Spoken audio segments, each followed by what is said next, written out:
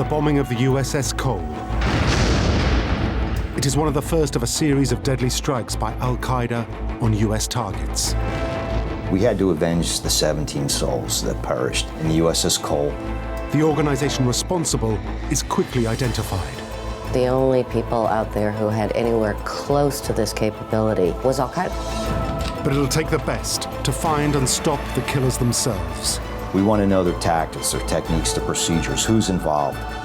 This is the top-secret story of how the CIA used cutting-edge technology in one of the most inhospitable regions in the world to hunt down the terrorist mastermind behind the attack on the USS Cole and deliver lethal justice. Abu Ali was the godfather, the head of the snake that needed to be decapitated. In a country where it's easy to hide and impossible to search. Finding a bunch of guys in the most rugged, forbidding territory I've ever seen. Highly tribal areas, the tribes were armed to the teeth. Yeah, it's going to be hard.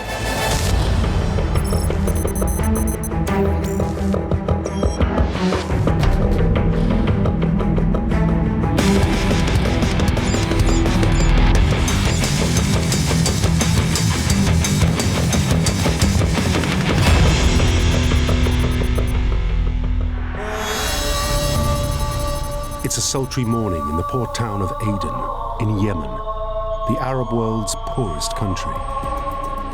Aden's location on the southern tip of the region makes it useful as a refueling point for US vessels starting a tour of duty. From year to year, little happens here to grab the world's attention. Today, the USS Cole, an American warship with 220 sailors on board, has come into Aden to refuel before heading off on a training exercise. It's nearly 11 a.m. The harbor is busy with small boats and skiffs selling everyday wares to the passing fleets.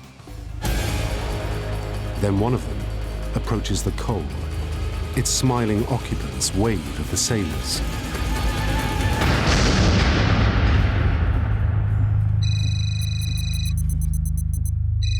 Very early morning on the 12th of October, 2000, I received a telephone call, and it was my good friend and colleague, Special Agent Randy Hughes. And he had told me in a very excited voice, dude, turn on the TV. Morning, a U.S. destroyer sits crippled in a Yemen harbor. And there on the screen was breaking news. Target of a terrorist attack. A U.S. warship in the port of Aden had experienced an explosion. It's more than an explosion. A suicide bomb has ripped a 40-foot hole in the hull of the Cole, nearly sinking the ship. The latest figures are 7 dead, 10 missing, and 38 wounded. Eventually, the death toll rises to 17, with 39 injured. Back in the US, the families of the dead and injured struggle to make sense of the first attack of its kind in US military history. If it turns out that this is a terrorist act, as it appears to be, but certainly the investigation will prove that, and any leads on who might have done it will be followed wherever they go. To most people, this is an incomprehensible crime. But to a small number of experts in the FBI and the CIA, it's got all the hallmarks of a terrorist attack. Prime suspect, al-Qaeda. And the largely lawless mountains and deserts of Yemen is one of its favorite hiding places.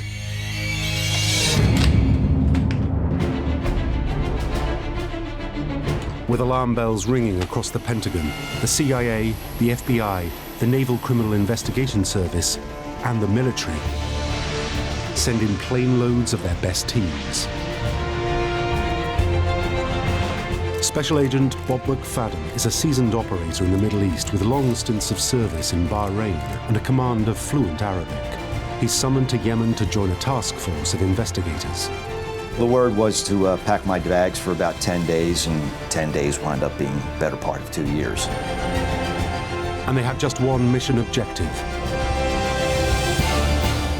find the killers of America's 17 sailors and bring them to justice. Words fail us, but our feelings are pure. And only now can all the details of that extraordinary mission be told.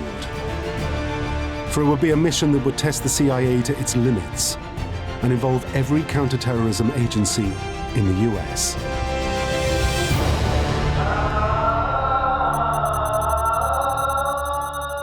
I get word that some of the US government support elements are starting to come into Aden. So I go down to Aden Airport to meet what I think is a relatively small group of people. And there's about 7 US government planes of different varieties that had landed at the airport, and I didn't know they were coming in. The Yemenis didn't know they were coming in. No one had told the Yemenis that what looked like a small invasion force was going to be coming in.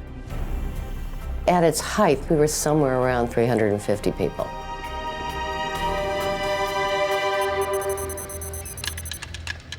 When investigators arrive, the USS Cole is listing heavily. And they have to move fast to gather what evidence they can from the stricken vessel before it sinks.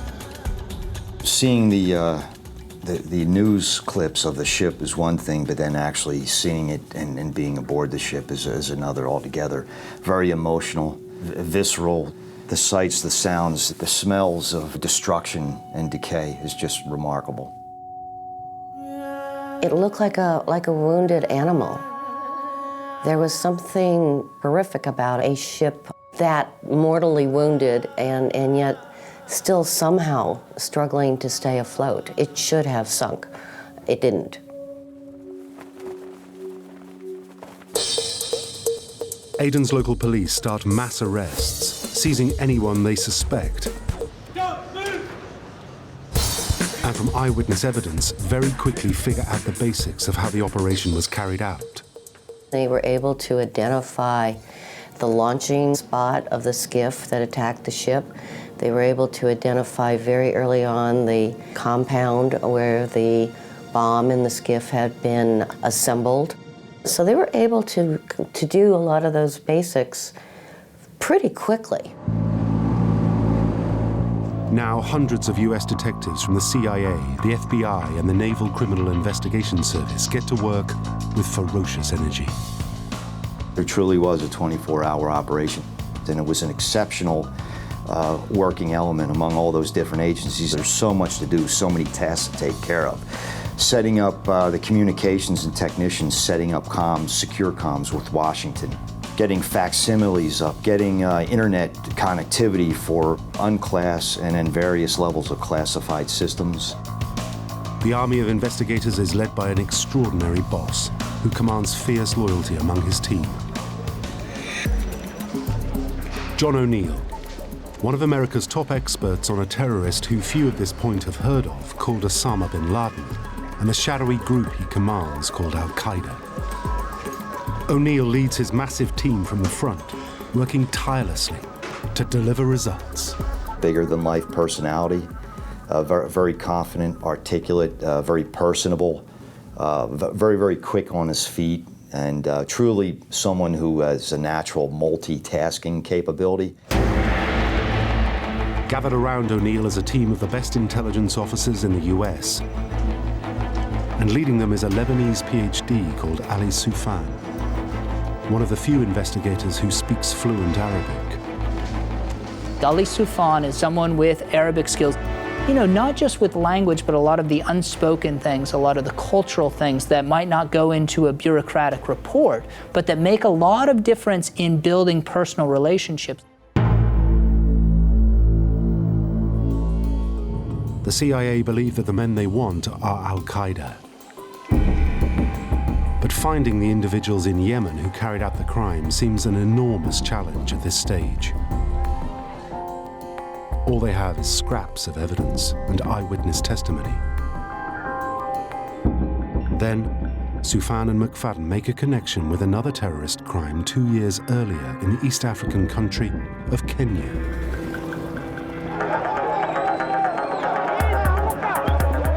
There, 2 simultaneous attacks on US embassies in 1998 killed over 200 people and wounded 4,000. As President Clinton has indicated, we're going to conduct an intensive, unending, and unyielding investigation to bring the perpetrators to justice.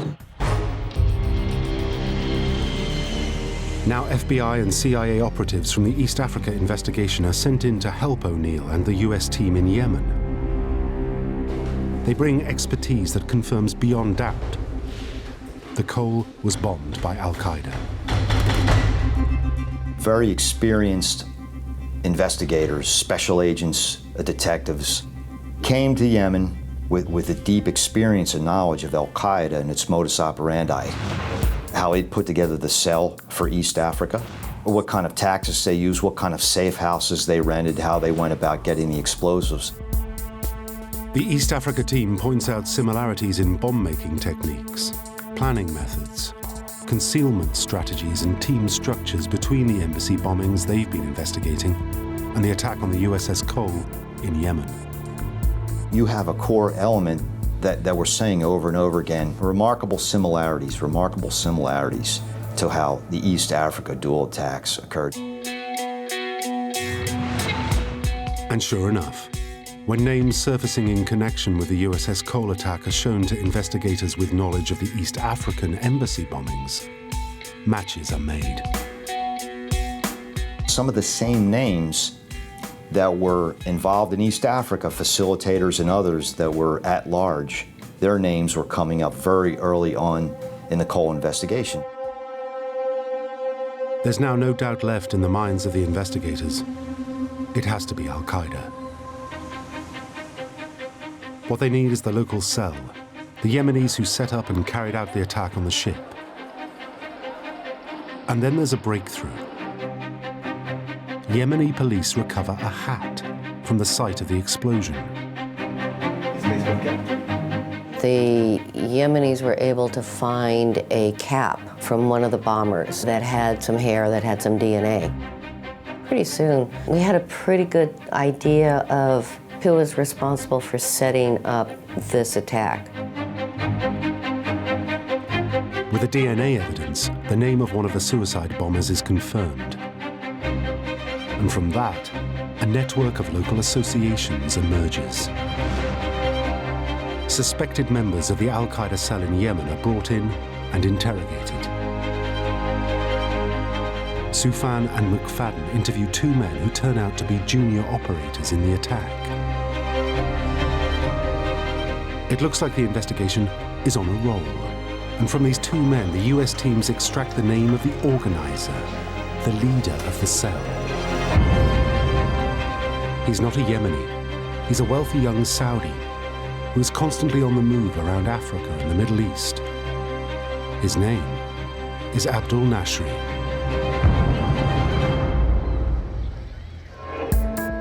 With this vital piece of new information, the investigators are ready to close in and shut down the cell that killed the 17 US sailors. Justice seems within reach. But then, there's a problem. To get Abdul Nashri, investigators know they are entirely dependent on the cooperation of the Yemeni authorities. But soon, Yemeni officials begin to put up obstacles. There was a decision somewhere within the chain of command of Yemeni authorities that put a halt to the interview of the witnesses. It was probably not for at least 2 weeks until myself and investigator counterparts were able to re-interview witnesses that the Yemeni investigators had already interviewed. The cooperative attitude of the Yemen government is rapidly evaporating. And then the US team loses its charismatic leader. The frustrated John O'Neill is called back to the US and then leaves the FBI to take up a new job as head of security at the World Trade Center.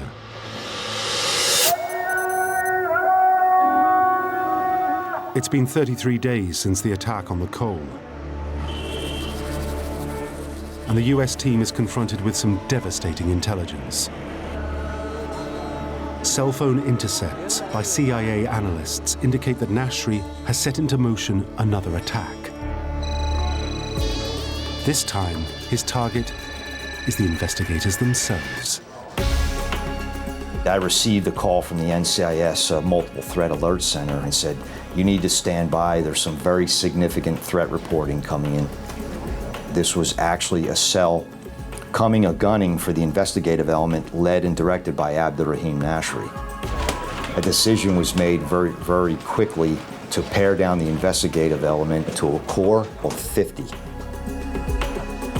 Orders come from Washington for the whole investigative force to pull out of Yemen, and a small core team is evacuated to a warship moored far out at sea.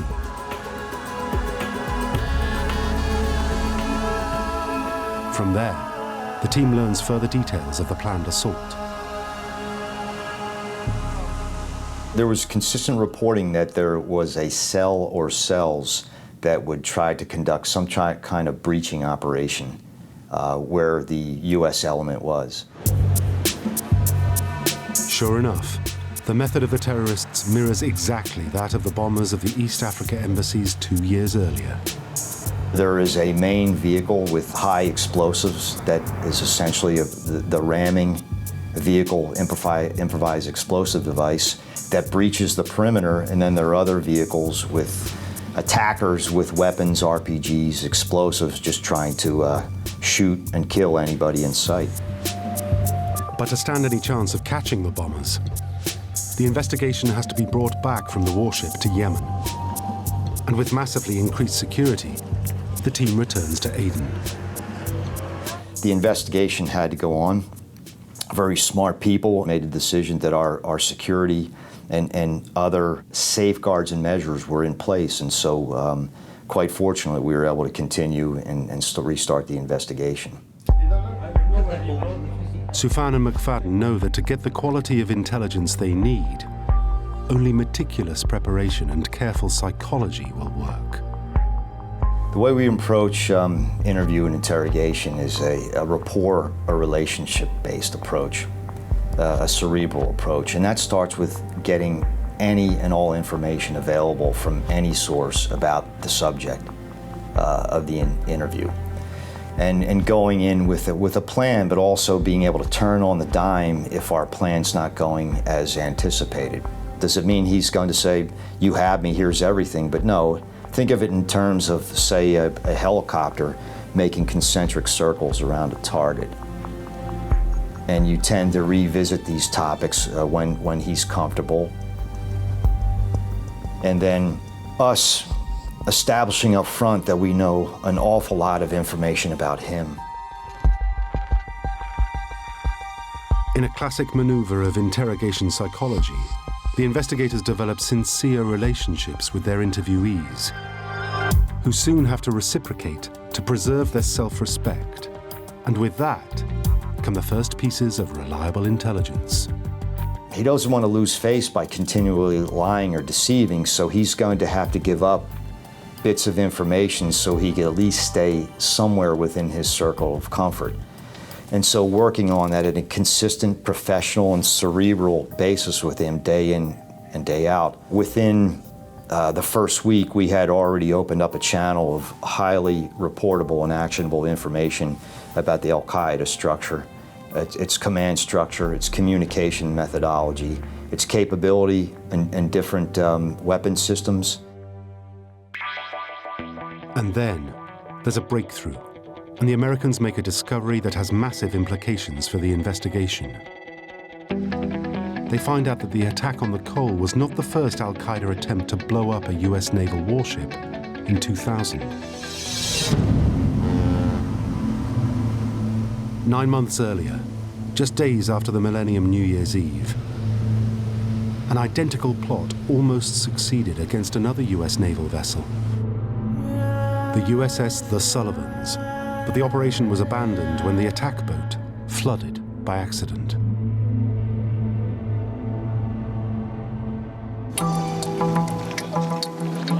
Until now, investigators believe that the mastermind of the Cole bombing was a Saudi called Abdul Nashri, operating with just a tiny group of extremists. The additional intelligence connecting a second plot to attack a US ship points to the presence of a larger cell in Yemen, one that would require a Yemeni leader. Further interrogations yield a new name. Well, Abu Ali al-Harithi was the godfather for al-Qaeda in Yemen, or the emir of the Yemeni branch of al-Qaeda. So he was the head of the snake that needed to be decapitated. Abu Ali al-Harithi is even more dangerous and determined than Abdul Nashri, and has a long history of terror operations all over the world. He's one of what we would call sort of the first generation of jihadis. He fought in Afghanistan in the late 1980s. He was close to Osama bin Laden, building up camps within Yemen, as well as the fact that he had military training. So this is an individual who is able to combine a lot of different skills. As they find out more about him, the US investigators realize that if nailing Nashri was going to be hard, tackling Harithi will be far more difficult.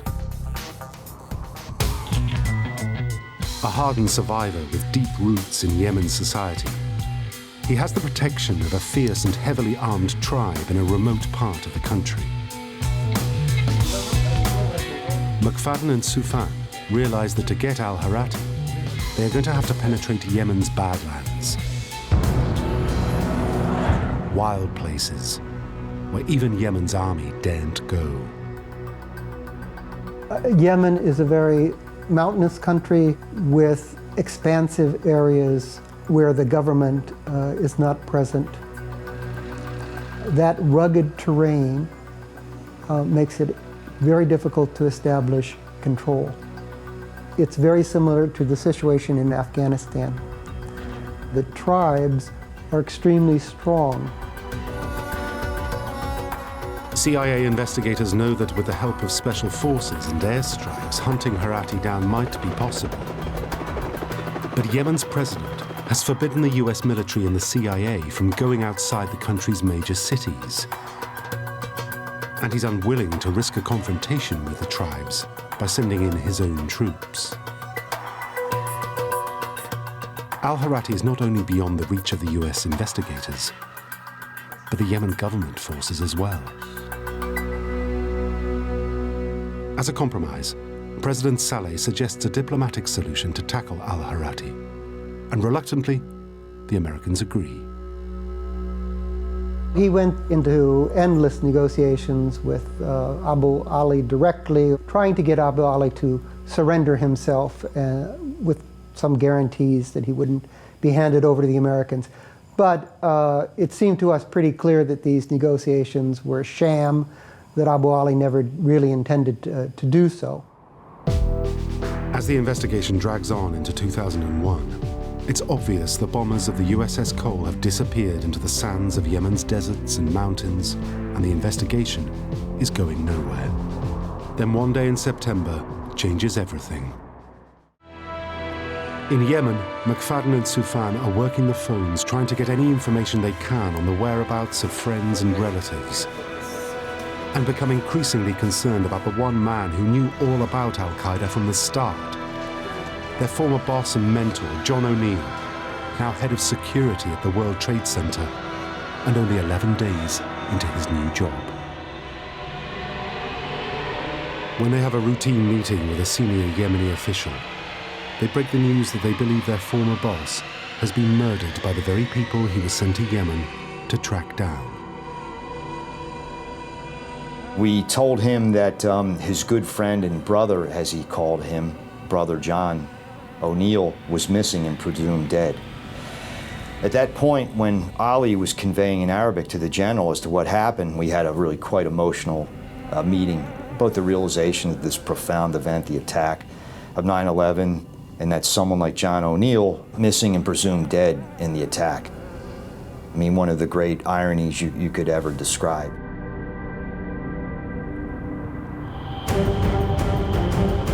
With al-Qaeda now the single greatest threat to US national security, Yemen becomes a front line in the war on terror. Yemen's President Saleh knows that his country is a hotbed of terrorist extremism and closely associated with al-Qaeda and Osama bin Laden. He's in the spotlight, and America is piling on the pressure. Either you are with us or you are with the terrorists. President Saleh is incredibly worried about what's about to happen. He knows that Afghanistan is sort of the US's #1 target. But after that, there's a lot of loose speculation that Yemen might be next. Very quickly, Saleh clears his schedule for a visit to the US and a meeting with President Bush. He's been clamoring for a trip to the United States. This is what he really wants, to go to have a one-on-one meeting with President Bush and explain, look, whatever you need to do, I'm here to help you. Just don't bomb Yemen. Saleh came to Washington, met with all of the significant leaders, Director of the FBI, Secretary of Defense, Colin Powell, and then finally President Bush himself in the Oval Office. It was cards on the table. It was, you're either with us or against us. Saleh didn't really have much of a choice. I mean, he could have told the US he wasn't interested in their friendship, but then there'd probably been an invasion. We spent a lot of time talking about our mutual desire to bring radicals and murderers to justice. The two men, both very originals, had a candid discussion about al-Qaeda and the threat. And they reached a man-to-man agreement. And I thank the President for his strong support in this war against extremists and terrorists. And it was on that basis, really, that we built the next 3 years of active cooperation. Shukran. Shukran. Shukran. Behind the smiles for the cameras, the tough realities of the US requirement from Saleh are unmistakable.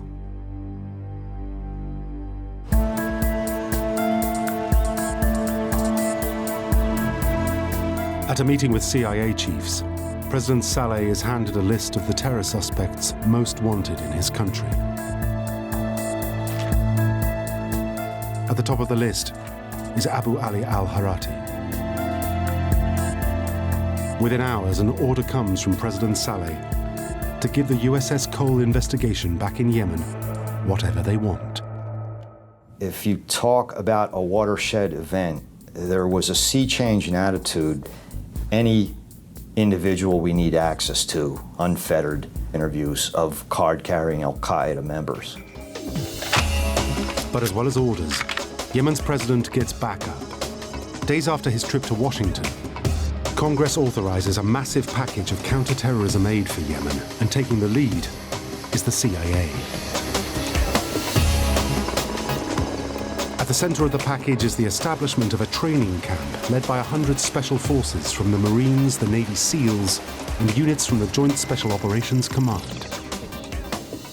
Paramilitary operatives, contract officers working for the CIA, former Green Berets or U.S. Navy SEAL commandos, go places and do things that your standard CIA field operative is just not trained to do. They set up a base to train a Yemeni counterterrorism battalion.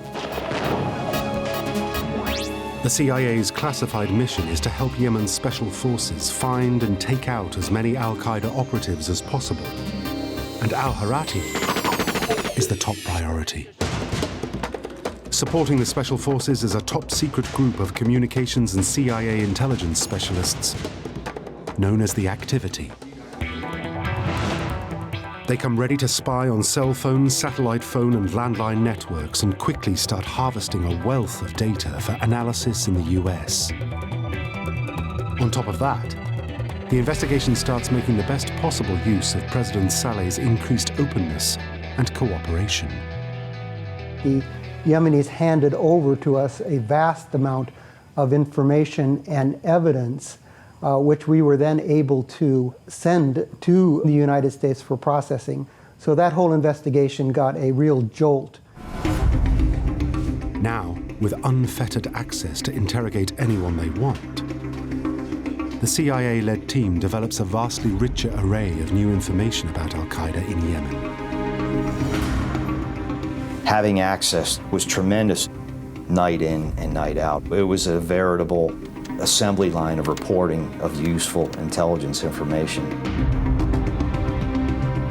Even with this increased level of intelligence, Al-Harati remains out of reach in the tribal backcountry of Yemen's Empty Quarter, an area as impenetrable as Tora Bora in Afghanistan. The key to locating Abu Ali al-Harati is the Yemeni president, Ali Abdullah Saleh, and all eyes are on him to deliver. President Saleh takes one of the biggest gambles of his career. He decides to take on the tribes in a military confrontation to get al-Harati and to do it with his own troops. It's something he has never dared do before, but he's determined to show he's in control and to assert his authority over the tribes. Shortly after President Saleh arrived back in Yemen, he sent out a group of Yemeni forces about 100 miles east of the capital in an attempt to capture what at the time was believed to be Abu Ali al-Harati.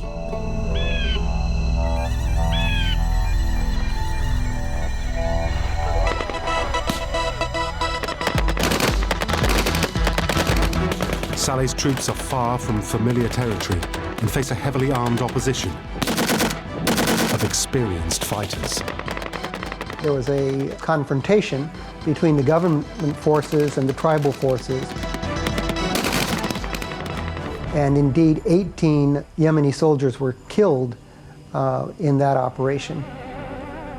There was Yemeni blood on the ground in the attempt by Saleh to redeem his pledge from the Oval Office.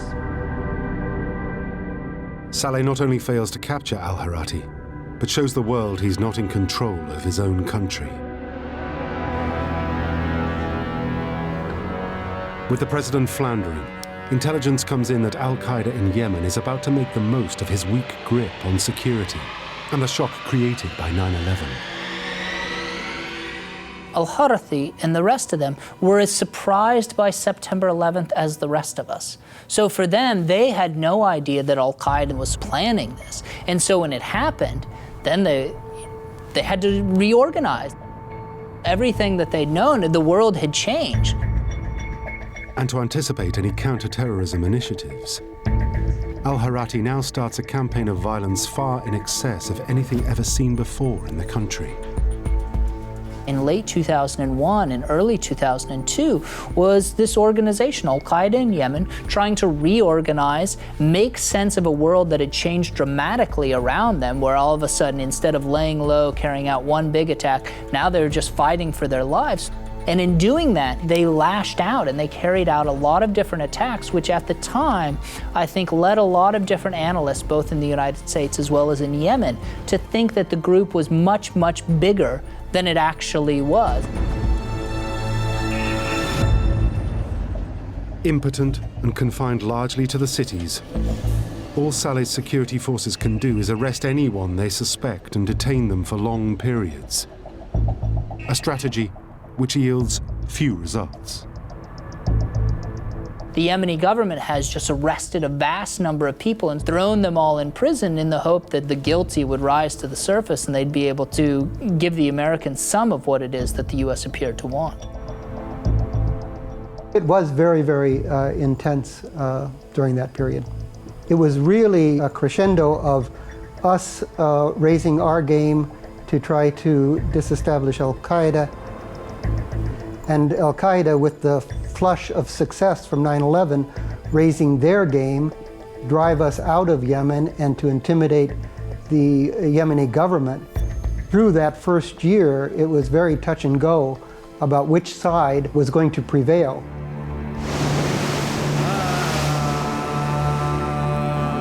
Ever since the attack on the Cole, Yemen's two main ports have been closely watched by the security services. But they've ignored a third smaller port that is occasionally used by oil tankers. And then Soufan and McFadden get intelligence that al-Harati is about to exploit a security weakness in Yemen's counter-terrorism strategy. Ali had just composed an information report, an intelligence report. And in that, he talked about information we had put together that strongly indicated that a maritime attack was imminent. 2 days after Soufan's warning, and before Yemen's security forces can act, a small boat, laden with explosives, approaches a French oil tanker.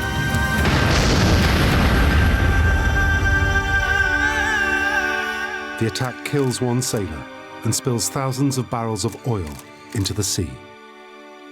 When we first heard about it, we knew without any doubt whatsoever that this was the next planned attack on a ship, in this case a large French-flagged tanker. It's a reminder of just how free al-Qaeda is to operate in Yemen. Nearly 2 years since the attack on the Cole. And once again, all fingers point to al-Harati and his network. The FBI was gradually, methodically accumulating evidence. The Yemeni government itself issued a white paper to the parliament during this period, which laid out a lot of the details of the terrorist activity, including the attack on the merchant vessel Limburg, the French oil tanker. And Abu Ali's fingerprints were on those operations. He had acquired and transferred the explosives, for example, for the attack on the Limburg, as he was involved in the Cole attack as well. So his fingerprints were all over this plotting, and he remained at the top of our list of people that we had to deal with to protect ourselves. But with each successive attack, the CIA are learning more and more about how its godfather, the lead terrorist Abu Ali al-Harati, operates. We were conferring every day with the special element that was in Yemen. And they were working very hard, 24 hours a day, to establish communications procedures, using the best technology and information available to track Abu Ali al-Harati and those he was with. The information war on al-Qaeda in Yemen is quickly accelerating. But no one is ready for al-Harati's most dangerous plot yet. It's a hot afternoon in a suburb of Yemen's capital, Sana'a. And al-Harati is busy with preparations in a safe house for an operation on a target he's been meaning to hit for years. But then, one of his fighters accidentally triggers a rocket-propelled grenade, setting off an explosion that kills one and wounds another. The explosion alerts the Yemen police, who call on the Americans for assistance.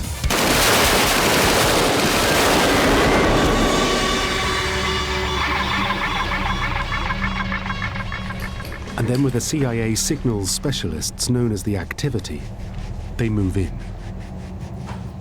Inside the safe house, the Activity finds a treasure trove of information left by the bombers.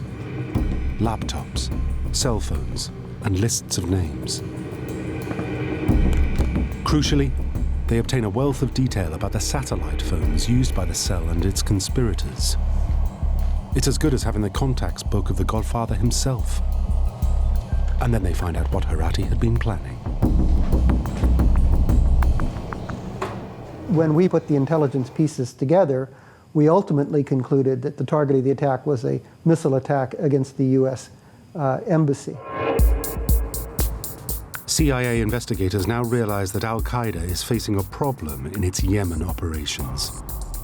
They're placed directly into the hands of the US.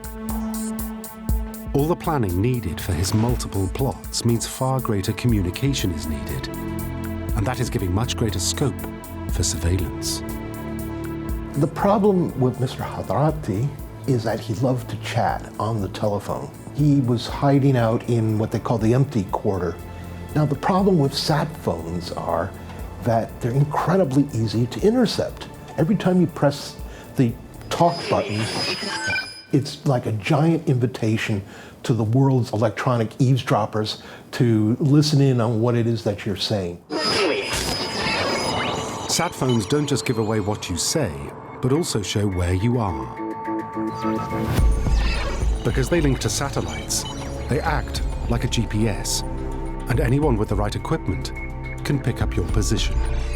As soon as the phone is turned on, NSA, through a series of classified technical means, can locate the person holding that phone. It's called in the business geolocation. The National Security Agency in Fort Meade, Maryland, is now getting routine fixes on Harati's position in Yemen and feeds it to the CIA. NSA identified Harati's telephone number and put him under 24/7 watch.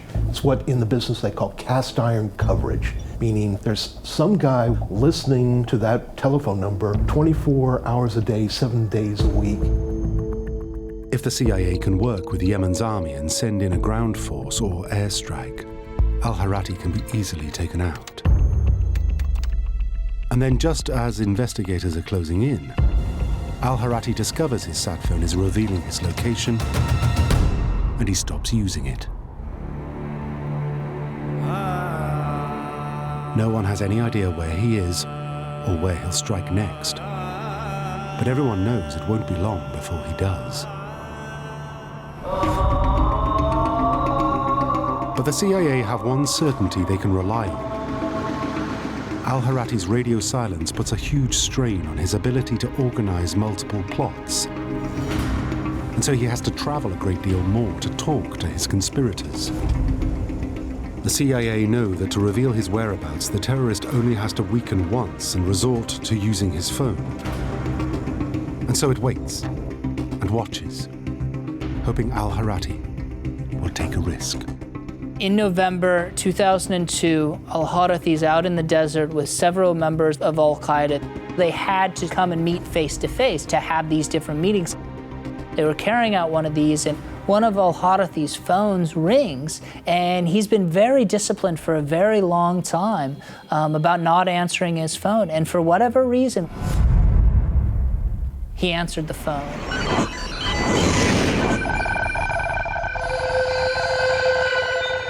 And he immediately knew it was a mistake. He didn't stay on the phone particularly long, but he stayed on long enough for the intelligence analysts at the NSA in Fort Meade in Maryland to get a lock on him. And that was then relayed to different teams on the ground. Harati reveals his location in a moment of carelessness. Just one call, and the NSA is locked on. Analysts in Washington quickly gather to review their options. Taking out Harati with a team of Navy SEALs or other special forces would be the preferred option. Bouncing around in a Land Rover in the backwoods of eastern Yemen with a minimal escort, if the Yemeni government was willing to give us permission to send in a team of special forces operators, it would have been easy to eliminate his bodyguard and capture him. But there's one big obstacle to a ground attack. The president of Yemen, Abdullah Saleh, has ruled out US forces putting boots on the ground. The only option left to us was an airstrike.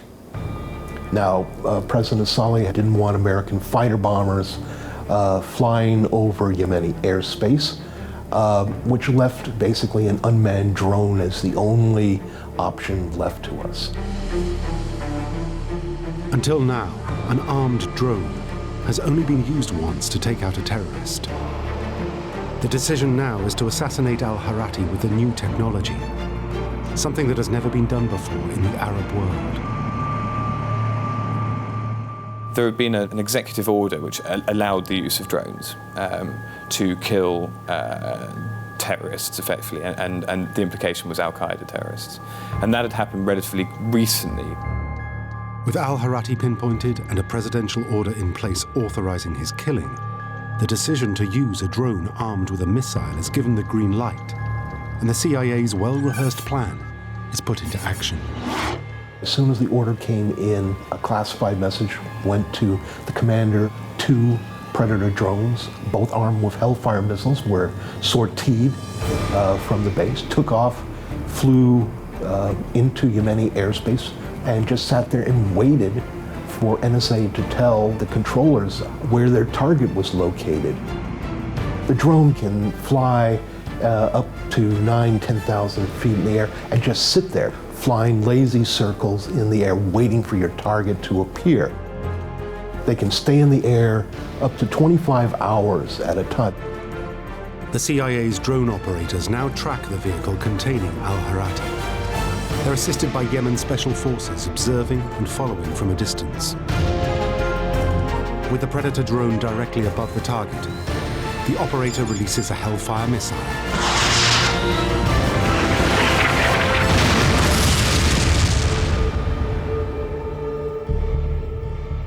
The time had come to show that the US would not allow al-Qaeda to crop up on different fronts, that if you're going to attack the United States, there were going to be consequences of that.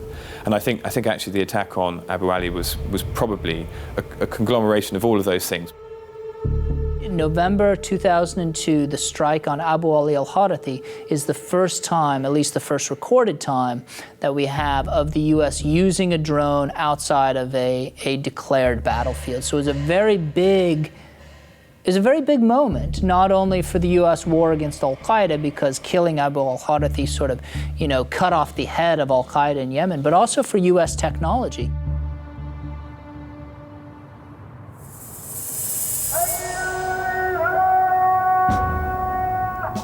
With al-Houthi out of action, al-Qaeda in Yemen is left fragmented and weak. It was a country that had had violent Islamism, including al-Qaeda, since at least the early 90s. It goes all the way up to 2002, and then with the death of Abu Ali, it suddenly stops. It's one of the very few cases in which a drone strike did exactly what it's meant to, which is decapitate an organization. If you take out the top of an organization, you leave the rest of it without an authority to control it, to tell it what to do. But it just kind of crumbles in on itself and fades. In this case, it did work very well. The CIA strike on al-Houthi is a textbook operation. It goes down in history as one of the most successful drone operations of its kind.